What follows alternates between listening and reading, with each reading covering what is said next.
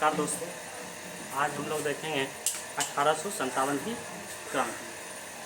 1857 की क्रांति के बारे में हम लोग जानेंगे कि अंग्रेज़ों को 1857 क्रांति के तहत क्या क्या चीज़ होना पड़ा था और हम लोगों को क्या सुविधा, क्या लाभ मिला।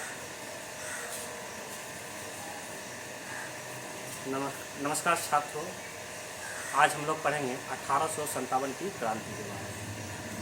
1857 की क्रांति की शुरुआत तो जब ब्रिटिश सरकार भारत में प्रवेश किया था उसके बाद से ही शुरू हो गया था। जब ब्रिटिश सरकार, British east India company Bharat में जब स्थापना किया था तब से 1857 की क्रांति या फिर कहिए तो अंग्रेज़ों के खिलाफ भारतीयों को होना शुरू हो गया था। ठीक है, यही एक सबसे ऐतिहासिक क्रांति आया भारत में जो 1857 की क्रांति कहा। भारत की यह एक ऐतिहासिक क्रांति है जो अंग्रेज़ों के खिलाफ भारतीयों को एकजुटता किया। ठीक है, तो हम लोग 1857 की क्रांति हम लोग सबसे पहले देखें।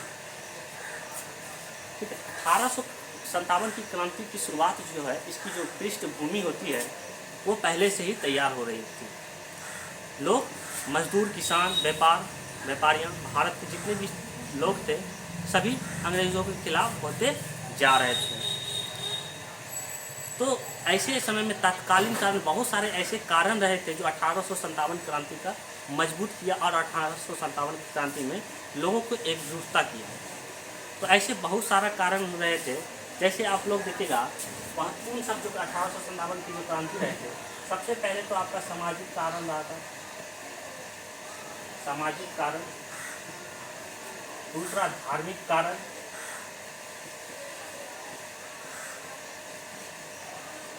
तीसरा आर्थिक कारण,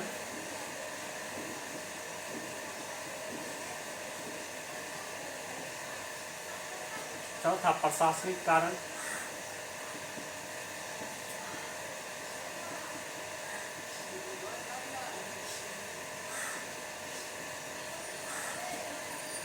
पांचवा सैनिक कारण,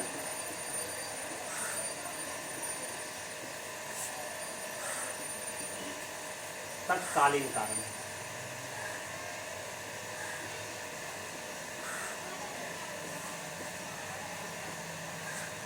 तत्कालीन कारण, ये सभी कारण रहा था जो 1857 की क्रांति की एक चिंगारी से एक ऐतिहासिक क्रांति शुरू हुआ भारत में। ये सभी जो कारण था वो ब्रिटिश सरकार के आने से ही पैदा हुआ। ब्रिटिश ईस्ट इंडिया कंपनी के आने से ही इसकी शुरुआत हो गई थी।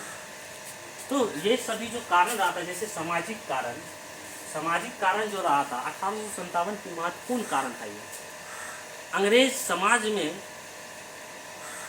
समाज में क्या ब्रिटिश संस्कृतियों को थोप रहा था। बाल विवाह, ब्रिटिश सरकार ने बाल विवाह पर प्रतिबंध लगा दिया, सती प्रथा पर प्रतिबंध लगा दिया और विधवा सब महिलाओं को पुनर्विवाह करने की अनुमति दे दिया। महत्वपूर्ण का पुनर्विवाह का अनुमति किसको? विधवा को देना।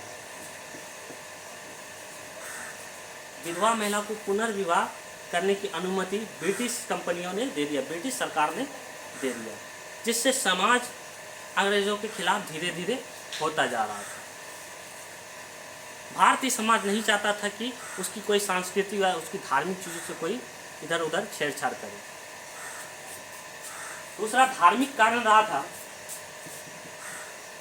1857 की क्रांति का प्रमुख कारण माना जाता है।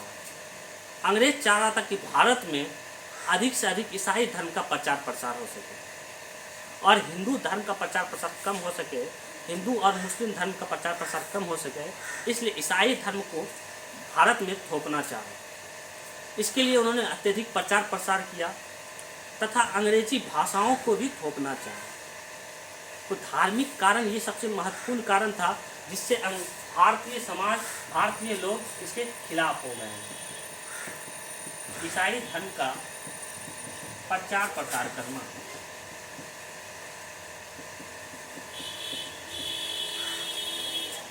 जिससे भारतीय समाज, भारतीय लोग नाखुश थे और अंग्रेजों के खिलाफ होते जा रहे थे।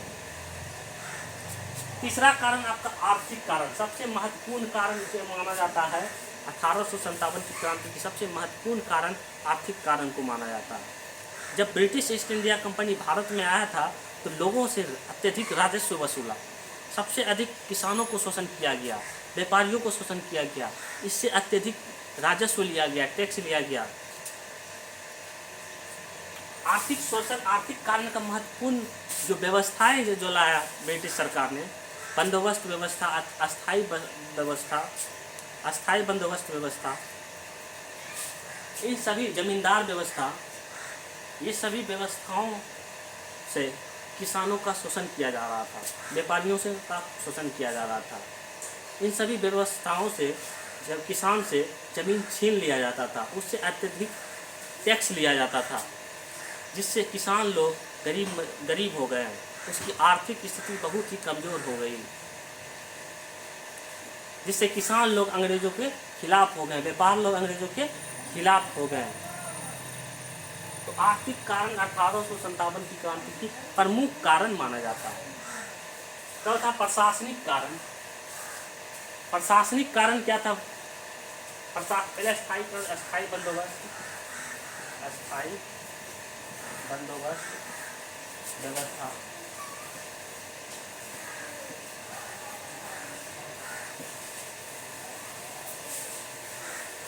लागू किया।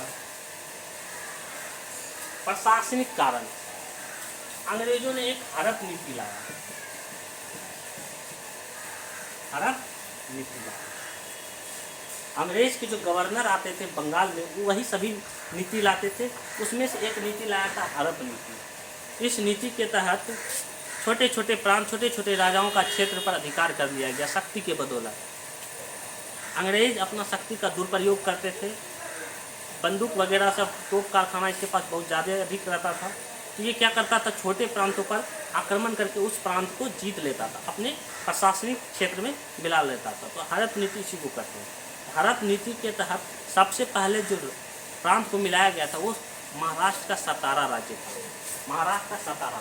इस नीति के तहत छोटे छोटे प्रांतों को प्रशासनिक क्षेत्र में मिला लेता था, जिससे राजाओं लोग इससे दुखी था, राजा लोग भी दुखी था। और जब 1857 क्रांति हुआ तो सभी राजा एकजुट हो गया और क्रांति में भाग ले लिया। सैनिक कारण क्या रहा था? सैनिक कारण ये रहा था कि 1857 क्रांति के पहले सैनिकों का भी एक प्रमुख कारण माना जा रहा था।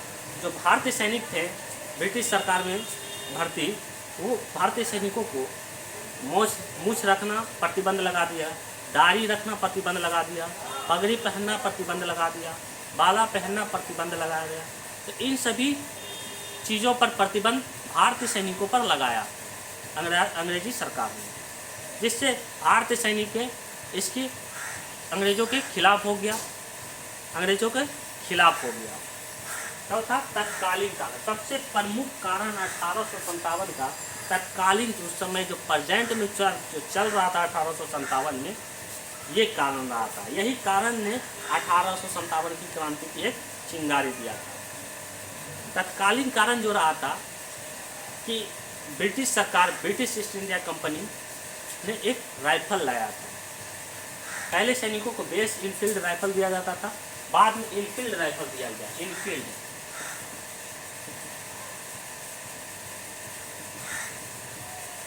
इस राइफल में गाय की चर्बी, शुगर की चर्बी का उपयोग करके इस राइफल को एक अत्यधिक आधुनिक राइफल बनाया, जिससे लोगों को आकर्षित कर सके। देखने में बहुत सुंदर लगता था ये राइफल। इस चर्बी का यूज करके बनाया गया था। इसके कारतूसों में गाय के चर्बी का यूज़ किया हुआ था, और ऊपरी के इनफील्ड राइफल के ऊपरी के परत जो शुगर की चर्बी लगा हुआ था। तो जिसमें भारतीय सैनिकों में एक इसकी जानकारी पता चला कि इनफील्ड राइफल में गाय की चर्बी और शुगर की चर्बी का यूज़ किया गया अंग्रेज़ों के द्वारा। तो भारतीय सैनिकों में मंगल पांडे नाम मिलता है। मंगल पांडे ने सर्वप्रथम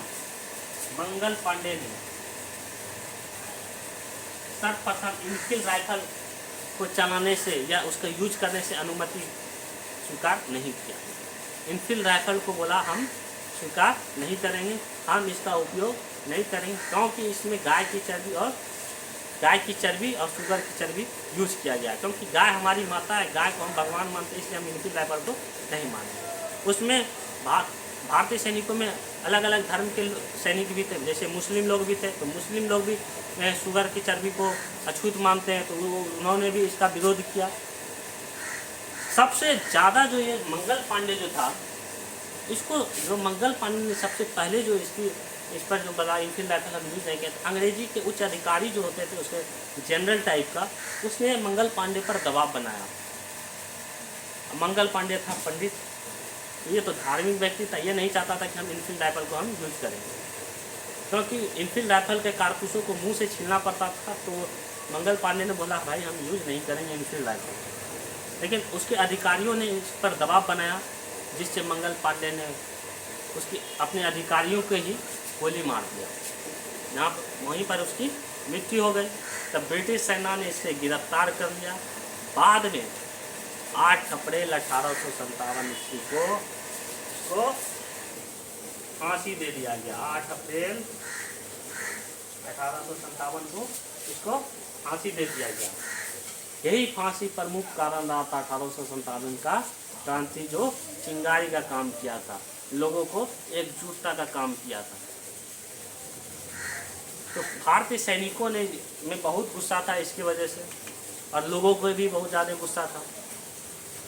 तो भारतीय सैनिकों इसके बटालियन का नाम मिलता है 30 NI नेटिव इन्फेंट्री 30। तो इसी के बटालियन ने क्या किया, 30 NI बटालियन ने एक नीति बनाया। इस नीति के तहत 30 मई को 1857 की क्रांति की शुरुआत करेंगे। परंतु ऐसा हुआ कि मेरठ में 20 NI सैनिक कमांडर, भारतीय सैनिक कमांडर 20 NI भारतीय सैनिक मेरठ में अंग्रेजों का विद्रोह कर दिया, और मेरठ में अंग्रेजों के जो छावनी थे, कारखाना थे बंदूक को, उसको लूट लिया और उस पर अधिकार कर दिया भारतीय सैनिक 20 NI के बटालियन में। और मेरठ से ही शुरुआत हो गया 1857 की क्रांति। नीति बनाया गया था 30 मई को। इस नीति के तहत संदेश भिजवाया गया पूरा संपूर्ण देश में कमल फूल के द्वारा कि 1857 की क्रांति हम लोग करना, अंग्रेजों के खिलाफ एक क्रांति की शुरुआत कर रहे हैं, जो आप सभी को भाग लेना है। लेकिन इसकी शुरुआत उससे पहले हो गई, 10 मई को ही भारतीय सैनिकों ने इसकी शुरुआत कर दिया मेरठ से। मेरठ में क्या किया, मेरठ की छावनी को लूट लिया और वहाँ की सारी बंदूकों को लूट कर दिल्ली पहुँच गया 20 NI सैनिक। जब दिल्ली पहुँच गया तो दिल्ली में भी इसने क्या किया, विद्रोह शुरू कर दिया अंग्रेजों के खिलाफ, और दिल्ली को भी जीत लिया, और वहाँ पर विद्रोह करके दिल्ली के भी छावनी को भी लूट लिया। अब यह क्रांति तेजी से पूरा संपूर्ण भारत में फैल गया। संपूर्ण भारत में जब फैल गया तो अलग अलग क्षेत्र में अलग अलग महाशासकों ने, अलग अलग राजाओं ने, अलग अलग व्यक्ति ने इसका नेतृत्व की शुरुआत किया। 1857 की क्रांति की शुरुआत की। मंगल पांडे जो था यूपी का बलिया का रहने वाला था। मंगल पांडे यूपी का बलिया का रहने वाला था, यूपी के बलिया का रहने वाला था। ठीक है, तो पटना से इस क्रांति की शुरुआत, 1857 की क्रांति की शुरुआत, पटना से 1857 की क्रांति की शुरुआत पीर अली ने किया था। पटना से पीर अली, कानपुर से नाना साहेब, तात्या टोपी,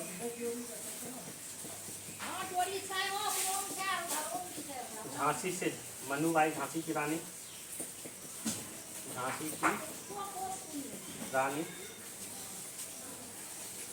बिहार से आरा के जगदीशपुर से वीर कुंवर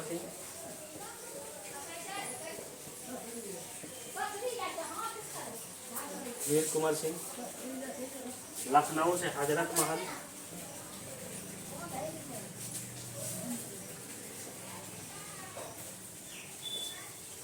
इन सभी महान व्यक्तियों ने आगे चलकर अलग अलग क्षेत्रों से 1857 की क्रांति की शुरुआत किया। 1857 की क्रांति की शुरुआत किया अलग अलग राज्य से, अलग अलग क्षेत्र से, अलग अलग राज्य और क्षेत्र से। तो नमस्कार दोस्तों, आज के लिए इतना ही। इस वीडियो को ध्यान से देखिए और पढ़िए और एग्ज़ाम का अच्छे से तैयारी कीजिए। धन्यवाद।